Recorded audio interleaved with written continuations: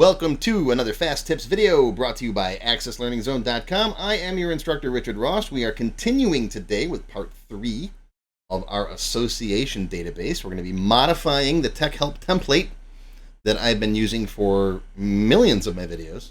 A little bit of an over-exaggeration, but hundreds at least.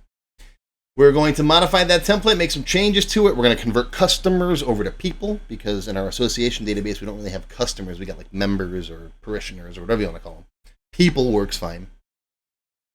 And then we'll do some other minor tweaks to it, change a query here or two. I'll show you how to do a global replace in VBA Code.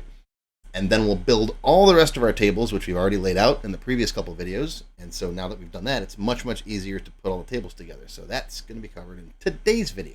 You ready? Here we go. Okay, so we're going to begin today by starting our actual Access database, now that we're in lesson 3. But database setup and planning is very, very important. And I know I don't do it in a lot of my lessons because, you know, I've been doing this for a long time and I don't always lay out every database, but for big projects, I certainly do. Now here's a copy of my TechHelp free template that I start all of my databases with. I'm going to make a copy of this, and we're going to call this Association 3, and that's because this is lesson 3. So gold members, when you download these databases, this is the virgin template before we started, and this will be the database after this lesson, which is lesson 3. I do this in my full courses too. So like Expert 1, Expert 2, Expert 3. If we're building on the same database for all those lessons, you'll get both copies in most of my classes. I didn't always do it at the beginning, but toward the end I always do. All right. Now we're always going to refer back to our layout here, our roadmap, I like to call this. So the first thing we're going to start with is changing our customer table into our person table. It's really just a matter of nomenclature, but yeah. It makes a big difference, especially if you're dealing with like most associations that I can think of. They don't call them customers, so it's kind of a big deal. So let's change some of the cosmetic stuff first. We've got the TechHelp free template. Let's change that. Let's go into our file options, and this will be current database, and this will be the association database. All right. It says you got to close and reopen. You don't have to. It works. And I do have a lesson where I show in VBA Code how to change that if you want to. We got our main menu, which is going to stay the main menu, but let's come in here, and I like to change the caption of the form. Change this also to association database. I'm not going to keep up with the version number in here. I always forget. And I'm going to change this a little bit because it helps to not get confused with what database I'm working with if I start them all with the same main menu. So let's make the association database. Let's go with dark red. Yeah. We'll make it a red database. And we'll make that a little bit darker red. Slide you down to about there. Yeah, it looks good. This is now going to be the person list. The person form. And you know what? We're going to get rid of this button because we're going to use. Actually, let's force them to come in from the person list. So I'm going to get rid of both of those buttons. Now, if you open up the properties for this, all right, one of the things you got to keep in mind is the names of your stuff. All right, so this is going to now be the person list button. I'm going to get rid of that date. We don't need that. And let's get rid of that button too. We don't need that. I'm going to keep the status box here because we might need it in the future for some stuff. Normally these things are just in here for experimenting and testing and for classes and showing things, but we're going to make this more of a finished database, right? Now, if we go into our VB Code, by the way, I put up on my quick launch toolbar the view code button. You can get to the same thing by going under form design, and that's right there. But I just like to have it up here because I use it constantly. And I cover that in one of my other lessons too. But in here, we got some stuff we need to change. Obviously, first of all, anywhere in the code you see TechHelp template, we're going to have to change this to association database, copyright 23. Now, I'll change all these later, but status we still need, and the rest of this stuff we don't need in here. We're going to get rid of all of this stuff because we're going to have to rebuild that button code because one thing is when you rename your objects out here, as you're going to see in just a minute, it doesn't change any of your VB code. So if you got stuff in here called customer, you're still going to have to come in here and change it. So I'm just going to delete all of this stuff, and we'll have to just put the code in that button again. Leave status, though, because we might still use status. All right, save this. We'll make buttons in here for our other things, too. All right, so when the database opens up, it's going to open up to this main menu here. Okay. Now, the first thing we're going to change is the customer table. We're going to rename this to PersonT.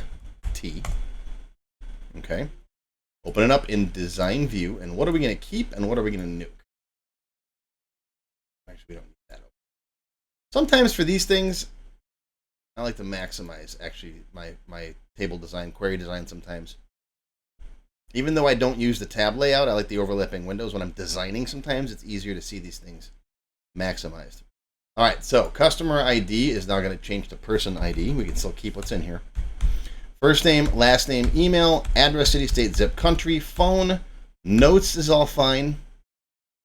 Family size and everything else from the here point on, we can delete. Are you sure? Yeah, goodbye. So what do we got that's different? I think we're going to have to add family ID. Let me bold what we need to add here. Family ID, person type ID, date created, is active, I just deleted, we'll add it again, and all of this stuff down here. All right, so I'm going to move this over to the side. We got a person type ID, that's a number of type long integer, it's a foreign key. We have a family ID, again, a number. Date created, that's going to be a date time. I'm going to put a default value down here equals today's date. If you care about date and time, you could put now in there, but I don't really care for time for adding customers. All right, we had a bunch of is stuff. We had is active, which I had before, but I deleted it. That's a yes, no value. And default for that should probably be yes, because when you add a new customer or person to your database, you're gonna hear me call them customers a million times because in all my videos I do customers. So if I say customer, you know what I mean. Okay, is regular attendee. That's something that you might not know up front. I'm gonna leave that at no. And that's just gonna be for ease of later on when we add people to events and stuff. Is on email list. We're gonna make that default to yes. I think by default, if you got an email for someone, you might as well mail to them, right? And then we'll do is on mailing list. That's up to you. Do you want to make sure they get the mailing? Yeah, it's up to you. I don't know. We'll see. I'll leave it no for now. And then is in directory. I'm going to put people in my directory unless they tell me specifically not to. Right? What else we got? Oh, payment info. Let's do what we talked about with the donation table. Let's do payment type ID. That'll be a link to a type, right? Check, cash, whatever. And then we'll do payment details. And I'm not going to get super specific on this. I'm just going to leave that a text field. So you can either put in their, their check number or, when we get to the donations, for example, or you could put in their credit card details in there if you want to. Obviously, if you want to do credit card number, expiration date, that's up to you. This database, I'm not going to get super specific on that. I do have separate lessons available for accepting payments and all the fields you have to track for that, credit card numbers and stuff. I got a whole separate video on tracking credit card numbers and checking expiration dates and verifying it with a one check and all that stuff. So that's a whole separate lesson. Okay, now one thing I like to do, and this is personal preference, I like to keep all of the ID fields up top. Anything that's an ID, I like to keep up at the top of the list. And so I'm going to move that. See, that's going to separate payment type ID and payment details. So I'll bring payment details up with it. There. Okay. Just to keep all the IDs together. It's just something I always do. It's my thing, I guess. All right. So let's save the table, close it down, open it back up again, take a peek, and make sure that everything looks good. We'll fill these IDs in the future with helper table data. Let's see. Everything else looks okay. All right. Now remember, whether we set these default values to yes or no, that doesn't affect existing records. Okay, so that's good to know. So, for example, if you want to take is on email list and set everybody to yes, okay, If you've only got a couple of people in here, yeah, just go and click them by hand. In fact, I've got 29 of them in here. So I would just sit here and go click down like that. But let me show you the right way to do it would be to just make a really quick update query. All right, let's say is on email list and is in directory. We want both of those to be all set to true for all of the existing records. Okay, so that's a simple update query. If you've never done an update query before, go watch this video.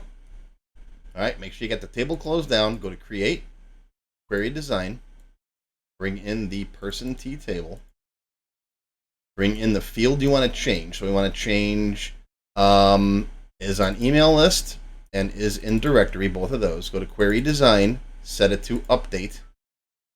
Okay, and then Update to, just put down here yes or true. All right, run it.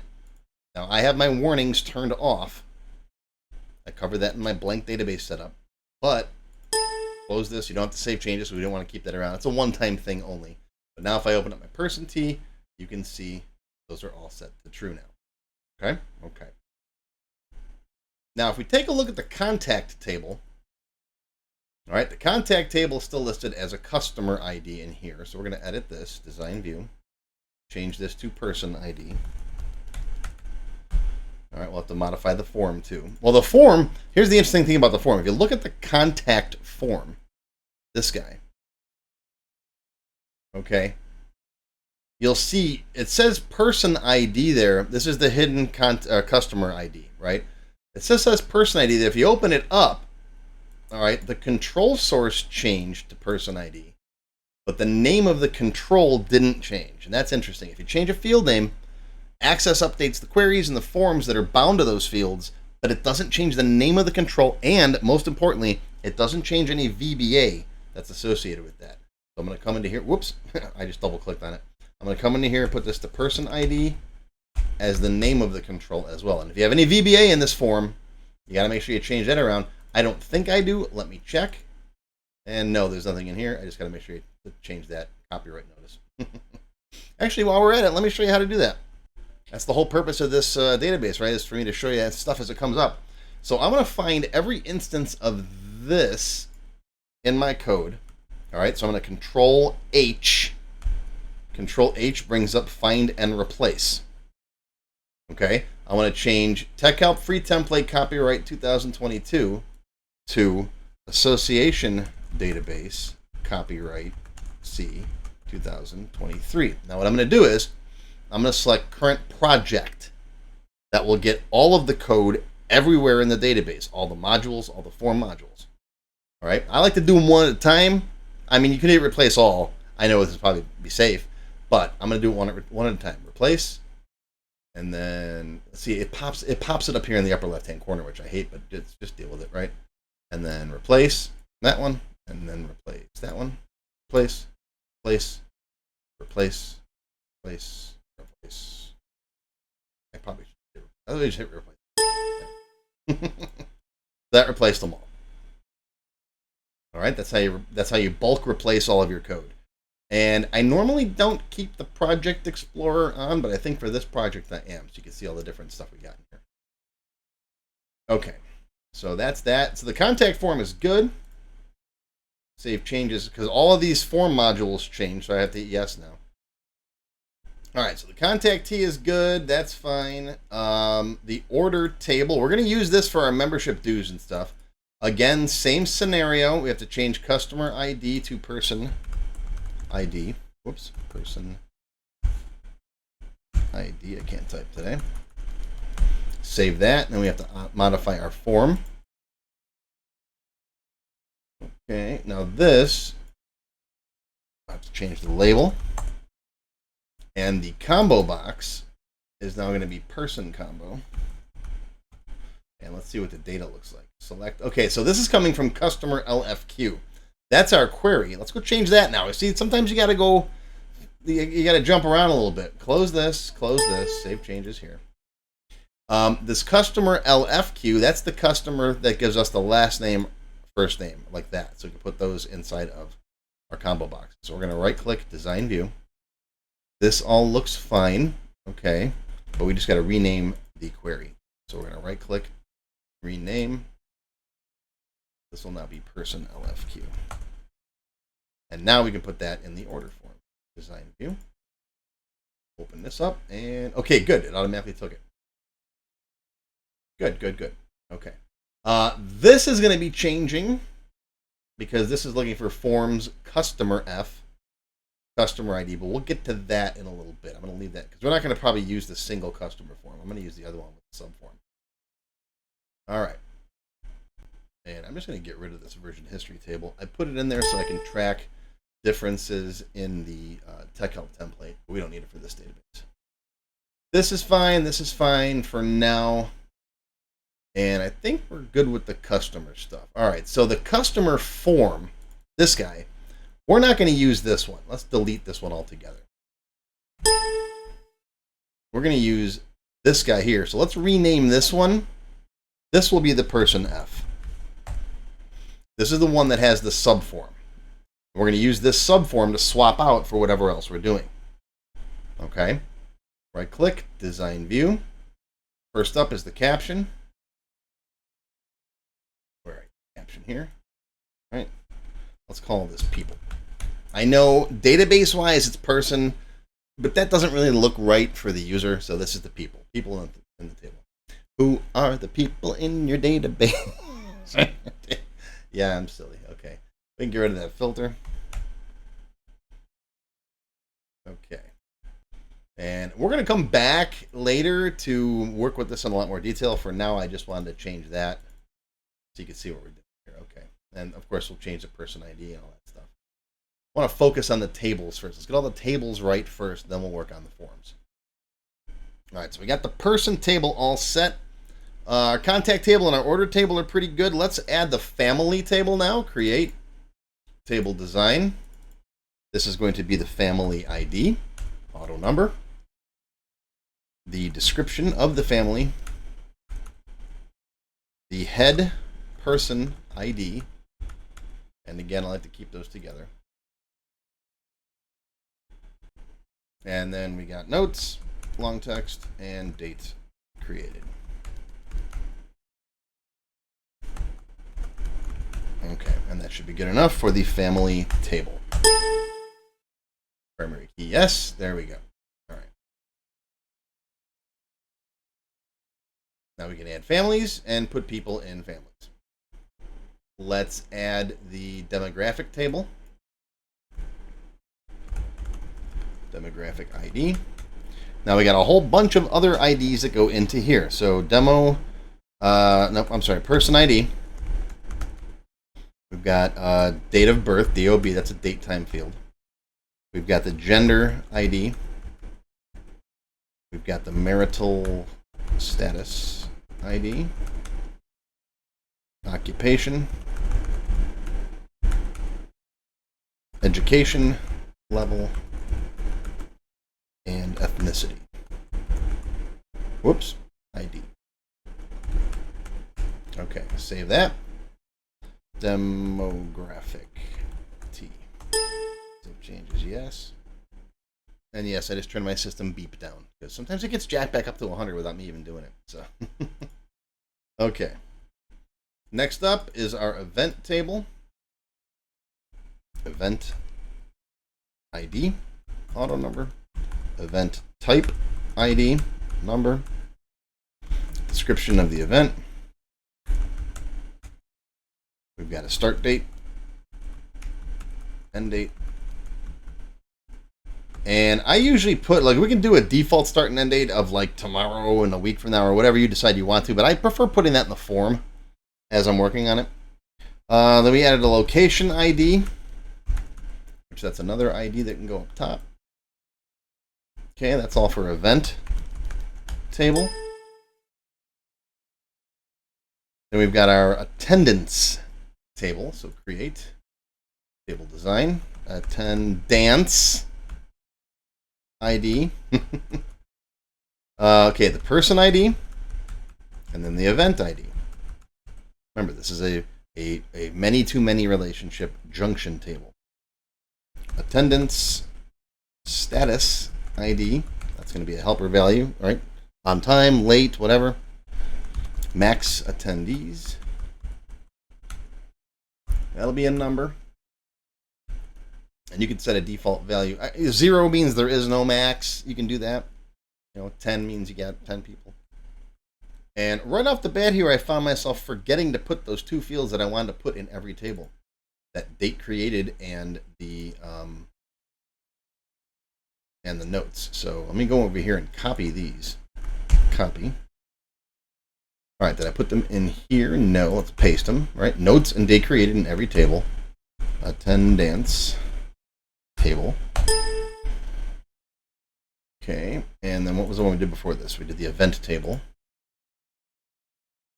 Come in here and paste those in there, right? Yes. And then demographic was before that. See, I always forget. You want notes and date created in pretty much any table. It's nice to know when something was created. All right, so next up is timeline. Timeline ID. Person ID. Timeline type ID.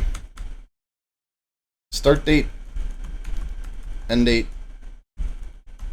And paste for our notes and date created. All right, save that. Timeline table. See how much faster this goes when you've got it all planned out ahead of time, right? I got my plot plan here, so I'm just following this thing. That's why it's a good idea to put time into this. Okay, save it. Whoop, wrong one. Close it. Next, who's up? Donations. Donation ID. Person ID. Amount. Currency. That's the first time for that. Fund ID. Payment type ID. Payment details. And paste. And I want my fund ID up top, right there. Save it. Donation T. Okay. Membership tables, which is basically our groups. Create. Table design. Membership ID. Person ID. Membership type ID. Start date. End date. And paste for those things. Save. Membership T. Create. Table design. Actually, I just goofed. I was looking at my notes here. Membership T. We've got start date and due date. This is due date. In other words, they've been a member since, right? This is like your member since 1995, right? So they've been a member since January 1st, 2000. But their dues are paid until, and this is how you know when to bill them again, right? And if they're monthly, that's what the membership type is going to tell you. So we're going to get to that now. Okay. Save it. Okay, so this is the membership type table. Okay, description. Dues, currency. In other words, how much it is to be in that group or whatever. Silver member, gold member, platinum member, that kind of thing, right? And then a frequency ID will be from the helper table. Okay, membership type T. Okay, we're getting there. Did I put those in here? Yes, I did. Okay. All right, memberships now. What else we got? Okay, that's it so far. These are already built. These are all built. All right, just the helper type tables now. Okay, this is going to get tricky. So, create table design. The first thing we need is our helper type T that tells us what kind of tables we have. So, helper type T, auto number, and a description. And that's it, right? Gender, marital status, occupation, that kind of stuff. Save it. Helper type T. Go watch the video on helper types if you haven't yet, because we're going to get into this stuff very soon. Maybe next lesson, I'm not sure. Maybe level 5. All right, that's all you need in this one. And then create table design. We need a helper ID. That's your auto number. Helper type ID. That's your number going back to the other one. And then the helper value. That's going to be text. Now, can you use this to store numeric values, currency values, dates? Sure, but you got to remember to convert them on your own. Normally, this table is just used for lists of lists. which we talked about before. But you can use it to store other values if you want to. Now in my ABCD, I actually make something in here called a system value, which means if you set this as a system value, that means it's in your code somewhere and it can't be changed or deleted. All right, that involves a lot more programming. If you want to learn how to do that, that's in my ABCD, I believe parts 1 and 2. I'll put a link to that down below. But for this database, we're going to keep it simple, and you can modify the list. Just make sure you don't delete or break something, because then, well, if you delete mail, then everyone who's marked mail, you're going to have a problem. So be careful with that. All right, save this as my helper T. It's my list of lists table. Okay. Well, we got all our tables built. I'm satisfied with that. We got that and some other tweaks to our database done in about 20 minutes. That's not that bad. And again, that's why I stress that this is important. Lay your database out first before you start coding everything. And yeah, I'm being picky here. Normally what I do is I come in here and I gray these out as I finish them. That way I know when I come back, okay, I have to do these ones still. But I want to keep those as the same colors as this for the next class. So when we start building forms, we can see. And I knew I was going to kill all these in one video, so I wasn't worried about that. But okay, so there we go. There's your part 3. That is your fast tip video for today. Part 3 is now finished, and we'll see you soon for part 4, where we'll start working on the forms. All right, hope you learned something. I'll see you next time. If you enjoyed this video, please give me a thumbs up and post any comments you may have. I do try to read and answer all of them as soon as I can. Make sure you subscribe to my channel, which is completely free, and click on the bell icon to select all to receive notifications when new videos are posted. Make sure you click the Show More link down below the video to find additional resources and links. You'll see a list of other videos, additional information related to the current topic, free lessons, and lots more. YouTube no longer sends out email notifications when new videos are posted, so if you'd like to get an email every time I post a video, click on the link to join my mailing list.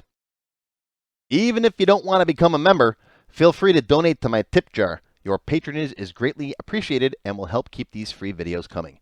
I got puppies to feed. How do you become a member? Click on the Join button below the video. After you click the Join button, you'll see a list of all the different membership levels that are available, each with its own special perks. Silver members and up will get access to all of my extended cut TechHelp videos, 1 free beginner class each month, and more. Gold members get access to download all of the sample databases that I build in my TechHelp videos, plus my code vault, where I keep tons of different functions that I use. You'll also get a higher priority if you decide to submit any TechHelp questions to me, and you'll get 1 free expert class each month after you finish the beginner series. Platinum members get all the previous perks, plus even higher priority for TechHelp questions, access to all of my full beginner courses for every subject, and 1 free developer class each month after you finish the expert classes.